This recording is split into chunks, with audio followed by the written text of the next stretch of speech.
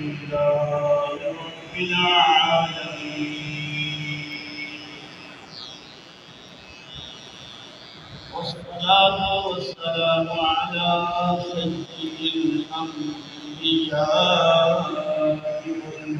والمرسلين أما بعد فأعوذ بالله السميع العليم من الشيطان الرجيم بسم الله الرحمن الرحيم واعبدوا الله ولا تشركوا به شيئا وبالوالدين إحسانا وبذي القربى واليتامى والمساكين والجار ذي القربى والجار والصاحب بالجنب وابن السبيل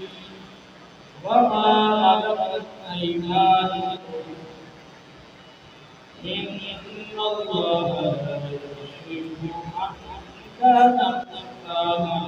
فخورا الذين يبخلون ويأمرون الناس بالبخل ويملكون ما آتاهم الله من فضله وأعتدنا للكافرين عذابا مهينا صدق الله العظيم. قال الله تبارك وتعالى في شأن حبيبه الكريم إن الله وملائكته يصلون على النبي يا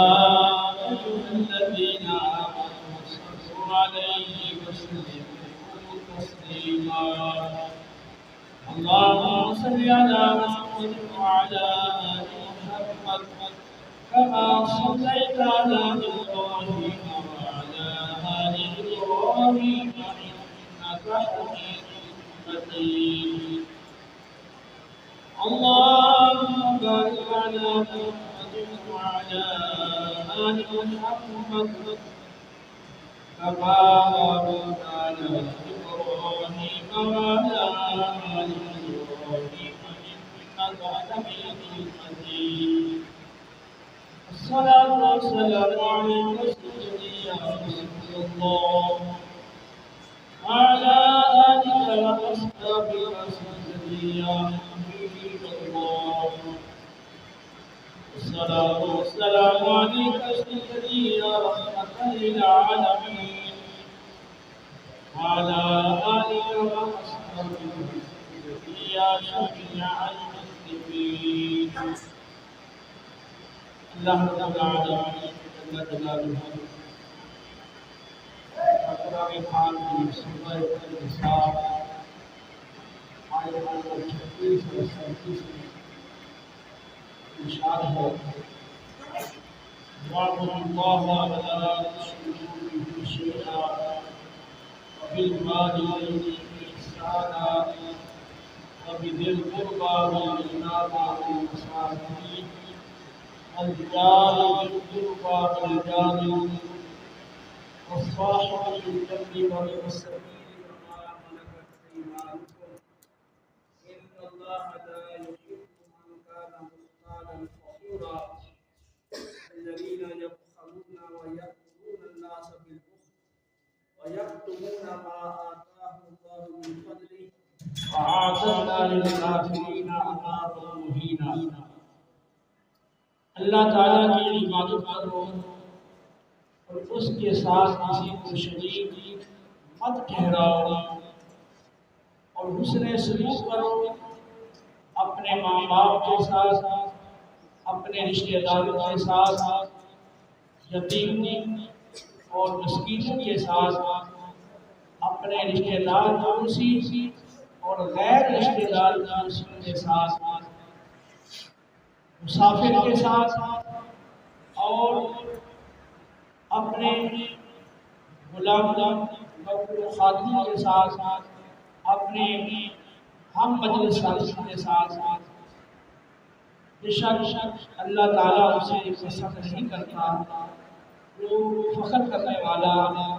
اترانے والا ہو۔ جو لوگ خود بخل کرتے ہیں اور دیگر لوگوں کو بھی بخل کا حکم دیتے ہیں،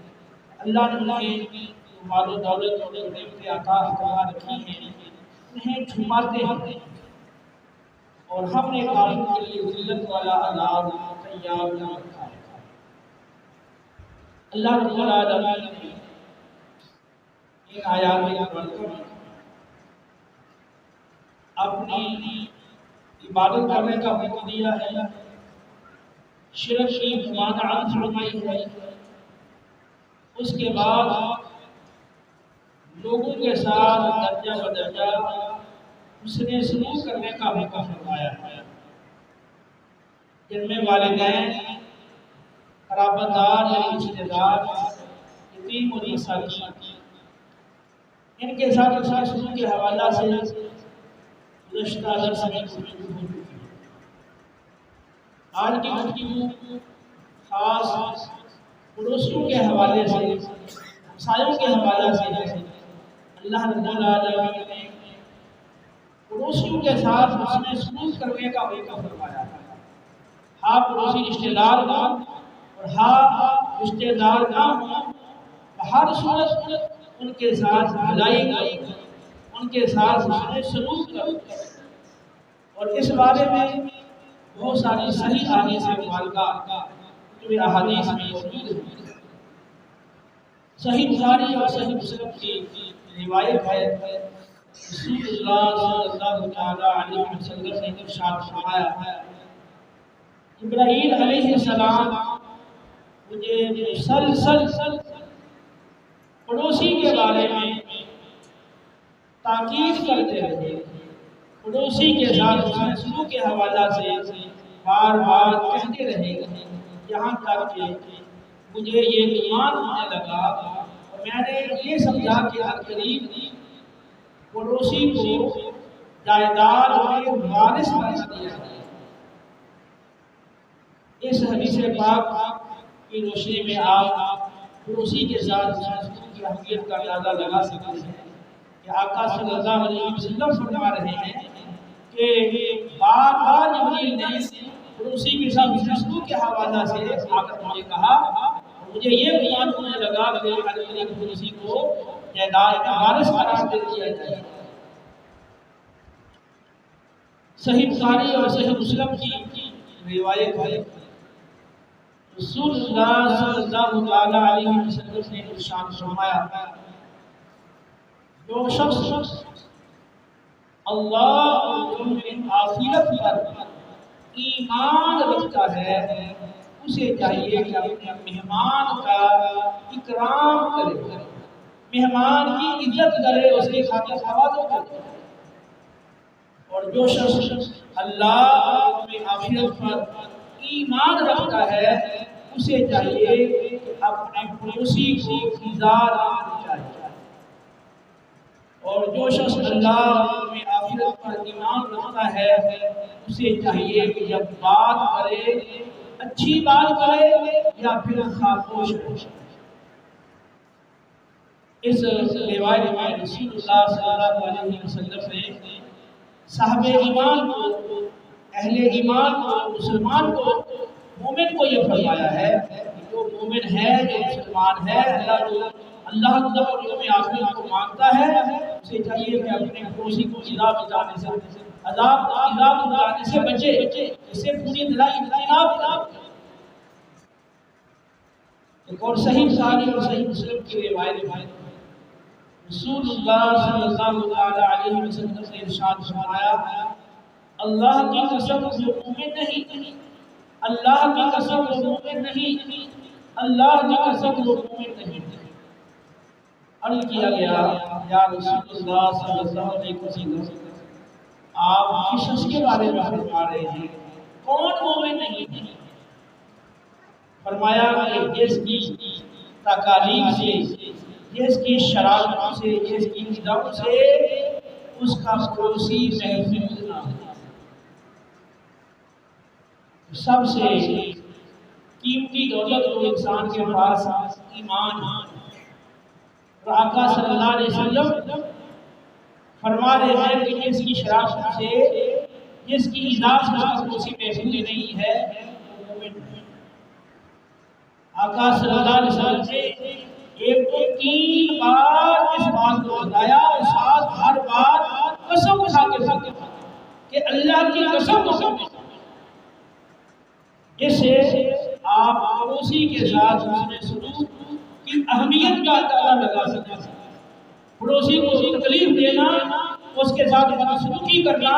اس کو ایذا پہنچانا، یہ انسان کے ایمان کے لیے سخت نقصان دہ چیز ہے۔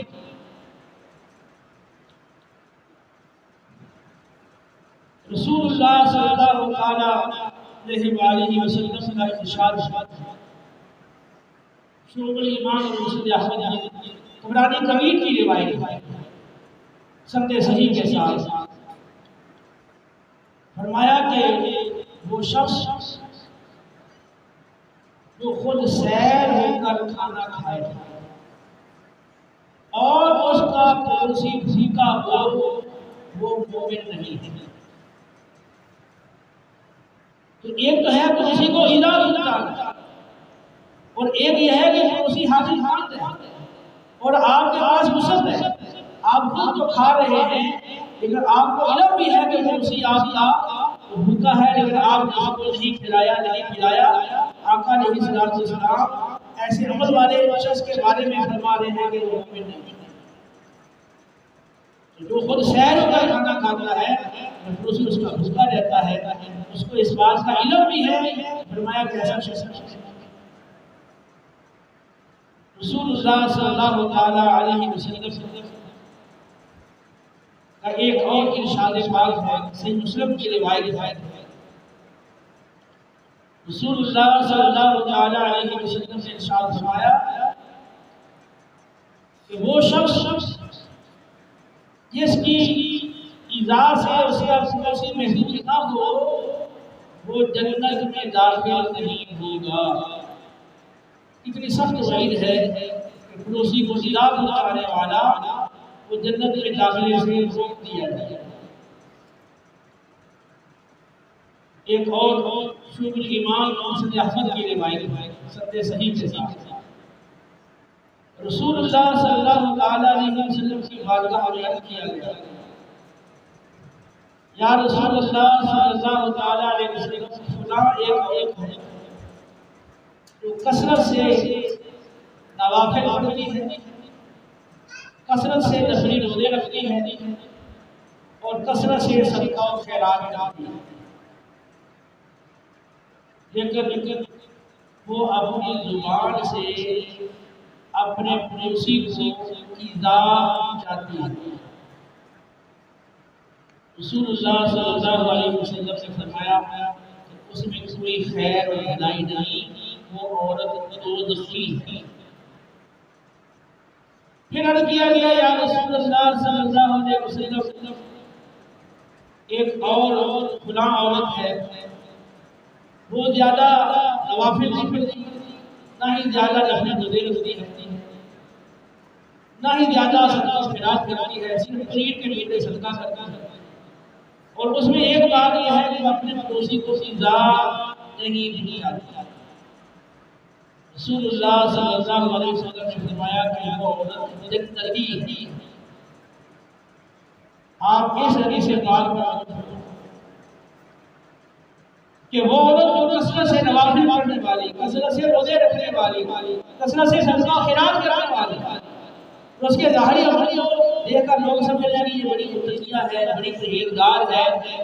اور لوگ سمجھ لیں کہ یہ اللہ کی ولیہ ہے، لیکن وہ اپنے ہمسائے کو، اپنے پڑوسی کو ایذا پہنچاتی ہے۔ آقا فرما رہے ہیں کہ وہ جنت نہیں ہے۔ اس کے مقابلے میں دوسری عورت جو زیادہ نوافل نہیں پڑھتی، زیادہ روزے نہیں رکھتی، زیادہ صدقہ خیرات نہیں کرتی، اور لوگوں کی نظر میں وہ اتنی نیک نیک اسے اپنی کٹوری صدقہ کرتی ہے، لیکن اپنے پڑوسی کو ایذا نہیں پہنچاتی۔ تو یہ اس کا عمل ہے، پڑوسی کو ایذا نہیں پہنچاتی طاقت ہمارے کو جنت کی۔ تو پتہ چلا کہ یہ صرف ظاہری حقوق اللہ یعنی نماز روزے یہ کافی نہیں ہے، اس کے ساتھ ساتھ حقوق العباد کی ادائیگی وہ بھی ضروری ہے، بلکہ حقوق العباد خاص طور میں وہ زیادہ اہمیت کے حامل ہیں۔ اس حدیث پاک کی روشنی میں پڑوسی کے ساتھ ہمارے سلوک کی اہمیت مزید کھل کر سامنے آتی ہے۔ حضرت سیدنا ابو ہریرہ رضی اللہ تعالیٰ عنہ کہتے ہیں، صحیح بخاری اور صحیح مسلم کی روایت ہے، رسول اللہ صلی اللہ تعالیٰ علیہ وسلم نے فرمایا کہ اگر آپ کا پڑوسی آپ کی دیوار پر شتیل رکھنا چاہے یا آپ کا پڑوسی کسی حاجت کی وجہ سے آپ کی دیوار میں کوئی تیر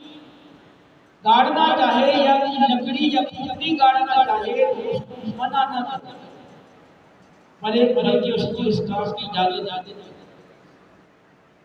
تو حضرت ابو ہریرہ رضی اللہ تعالیٰ عنہ فرماتے ہیں، بخاری کی روایت فرماتے ہیں، میں دیکھ رہا ہوں کہ تم اس عمل سے نبی کریم علیہ السلام کے اس حکم سے منہ پھیر رہے ہو، اعراض کر رہے ہو۔ فرماتے ہیں میں اگر تم یہ بات نہیں مانو گے کہ میں یہ کھپڑی تمہارے دونوں کندھوں کے درمیان گاڑ دوں، یعنی لوگوں کو زجر کر رہے ہیں اس حوالے سے کہ نبی کریم علیہ السلام نے جب فرما دیا ہے اپنے پڑوسی کو اپنی دیوار میں کیل ٹھوکنے سے یا کھونٹی گاڑنے سے یا شتیل رکھنے سے منع نہ کرو، اب تم اس حکم پر کیوں نہیں عمل کر